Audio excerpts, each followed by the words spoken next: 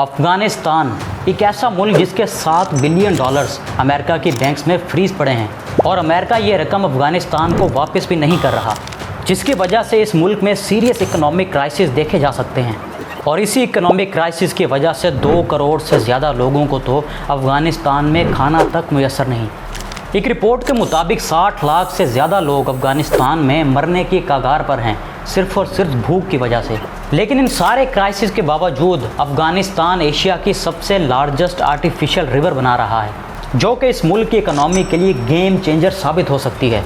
अब कैसे ये आर्टिफिशियल कैनाल अफगानिस्तान को तरक्की की राहों पर लेकर जा सकता है और कैसे अफगानिस्तान की तकदीर बदल सकती है, चलिए आज की इस वीडियो में इसी के बारे में जानते हैं। Afghanistan is creating the world's biggest artificial canal, and it's called the Qosh-Tepa Canal. Launched, the Qosh-Tepa Canal project is a momentous and far-reaching initiative launched by the government of Afghanistan. Qosh-Tepa Channel is one of the largest and most influential water transfer projects in Afghanistan.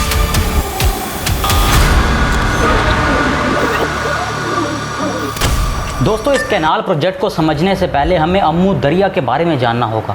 Afghanistan के लिए ये बहुत ही important river है। Basically Afghanistan में 2 major rivers हैं, जिसमें पहले number पर अम्मू दरिया जिसकी लेंथ 2540 किलोमीटर है और दूसरे नंबर पर है हिलमद रिवर जिसकी लेंथ 1150 किलोमीटर है। अम्मू दरिया की शुरुआत अफगानिस्तान के एरिया पमीर से होती है, जहाँ से होती हुई ताजिकिस्तान, उज़्बेकिस्तान और तुर्कमानिस्तान तक जाती है। अब जैसा कि हम लोग जानते हैं कि सेंट्रल एशिया रीजन में समंदर नहीं पाया जाता, जिसकी वजह से इन सारी कंट्रीज़ को वाटर शॉर्टेज का सामना करना पड़ता है।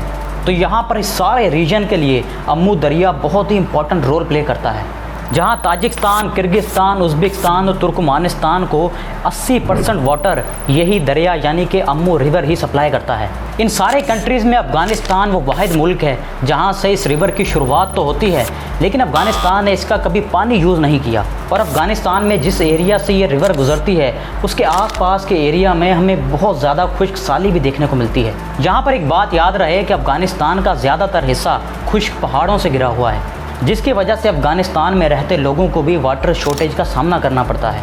इसी प्रॉब्लम को देखते हुए अफ़गानिस्तान के तालिबान गवर्नमेंट ने इस कैनाल प्रोजेक्ट की शुरुआत की।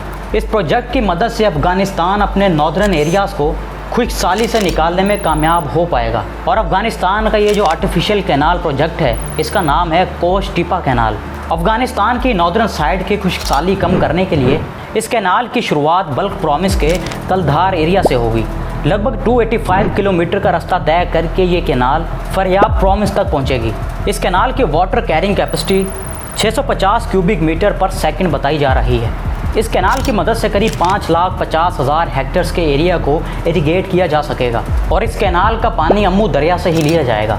अगर हम इस कैनाल प्रोजेक्ट के आइडिया की बात करें तो 1970s में सरदार मोहम्मद खान ने सबसे पहले इस कैनाल प्रोजेक्ट का आइडिया पेश किया था, जो कि उस वक्त के अफ़गानिस्तान के प्रेसिडेंट थे। लेकिन इस प्रोजेक्ट की स्टडी 2018 में कंप्लीट हुई, जब अशरफ गनी अफ़गानिस्तान के प्रेसिडेंट थे। अगस्त 2021 में तालिबान की गवर्नमेंट आने के बाद 2022 में इस प्रोजेक्ट की कंस्ट्रक्शन स्टार्ट कर दी गई। ये कैनाल 285 किलोमीटर लंबी और 100 मीटर चौड़ी होगी और इसकी कंप्लीशन 2028 तक बताई जा रही है।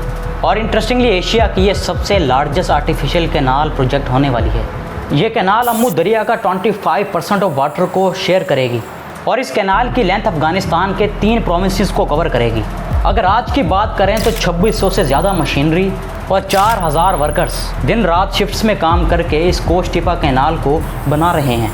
इस प्रोजेक्ट की कॉस्ट एक्सपेक्ट की जा रही है 60 बिलियन अफ़गानी रुपीज़ या फिर इसके इक्विवेलेंट 700 मिलियन USD डॉलर्स। ये रकम अफ़गानिस्तान के लिहाज से बहुत बड़ी रकम है।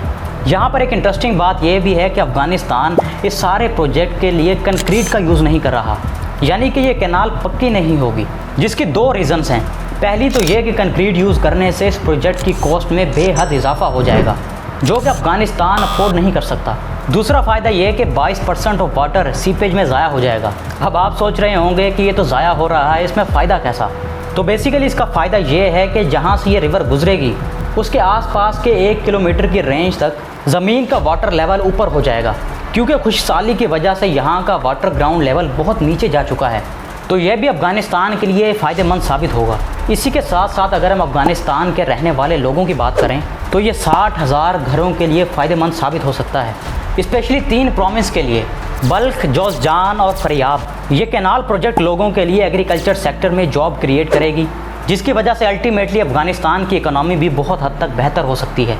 अफगानिस्तान गवर्नमेंट तो ये चीज़ भी एक्सपेक्ट कर रही है कि इस प्रोजेक्ट के कंप्लीट होने के बाद यहाँ पर उगाई गई 50% से ज़्यादा गंदम ये दूसरी कंट्रीज़ को सप्लाई किया करेंगे। इस प्रोजेक्ट को तालिबान गवर्नमेंट ने 3 फेजेज़ में कंप्लीट करने का प्लान बनाया है।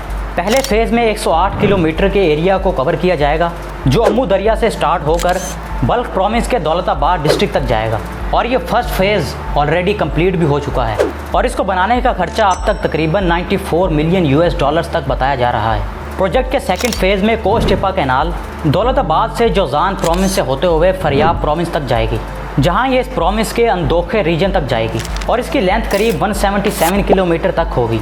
इसके बाद तीसरे फेज़ में इस कैनाल प्रोजेक्ट को सब चैनल्स में डिवाइड किया जाएगा, जो अलग अलग रीजन्स के एग्रीकल्चर लैंड को वाटर सप्लाई करेगी। कई एक्सपर्ट्स का तो ये भी मानना है कि जिस स्पीड से इस प्रोजेक्ट पर काम किया जा रहा है तो 2025 तक ये कंप्लीट हो जाएगा। अब आपके दिमाग में एक सवाल आया होगा कि अगर अफगानिस्तान अम्मू दरिया का 25% वाटर ले लेगा तो क्या जो बाकी नेबरिंग कंट्रीज़ हैं उनको इशू नहीं होगा, यानी कि उज़्बेकिस्तान, ताजिकिस्तान और तुर्कमानिस्तान को। बेसिकली दोस्तों यही वो अम्मू दरिया है जिससे ये सारी कंट्रीज़ 80% वाटर लेती हैं और इसी दरिया की वजह से इन सारी कंट्रीज़ का एग्रीकल्चर सेक्टर भी चलता है। Interstate commission of water coordination of central Asia, इस ऑर्गेनाइजेशन का काम ये देखना है कि सेंट्रल एशियाज़ में जो कंट्रीज़ हैं उनकी वाटर सप्लाई कैसे होगा, यानी कि कौन सी कंट्री किस दरिया से कितना शेयर लेगी। ये सारी चीज़ें यही ऑर्गेनाइजेशन देखती है कि कौन सी कंट्री को कितना पानी मिलना चाहिए और कितना नहीं। इस ऑर्गेनाइजेशन के एक्सपर्ट्स के मुताबिक जब ये कैनाल प्रोजेक्ट कंप्लीट हो जाएगा तो अम्मू दरिया का 50% ऑफ वाटर फ्लो कम हो सकता है, जिसको देखते हुए उज़्बेकिस्तान के ऑफिशियल्स अफगानिस्तान में मीटिंग के लिए भी आए। इस मीटिंग की डिटेल्स को पब्लिक तो नहीं किया गया, लेकिन बताया यही जा रहा है कि ये मीटिंग इसी कैनाल प्रोजेक्ट को लेकर है, क्योंकि अफगानिस्तान अपनी नेबरिंग कंट्रीज़ पर डिपेंड करता है। आज अफगानिस्तान करीब 720 megawatt electricity Iran, Tajikistan, Turkmenistan और उज़्बेकिस्तान से इंपोर्ट करता है।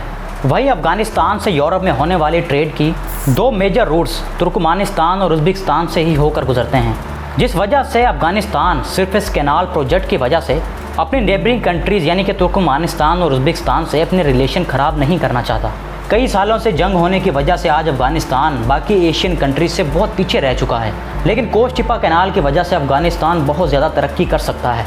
उम्मीद है पाकिस्तान का ये नेबरिंग कंट्री अफगानिस्तान भुखमरी, दहशतगर्दी और गुर्बत से निकलकर तरक्की का सफ़र तय करे। इससे अल्टीमेटली पूरे रीजन और स्पेशली अफगानिस्तान को बहुत ज़्यादा फ़ायदा होगा। और अगर आप पाकिस्तान में बनाई जाने वाली आर्टिफिशियल रिवर के बारे में जानना चाहते हैं, जो कि बलोचिस्तान प्रोविंस में बनाई जा रही है, तो आप मेरी ये वीडियो ज़रूर देखिएगा। आपको आज की ये वीडियो कैसी लगी मुझे कमेंट्स में ज़रूर बताना।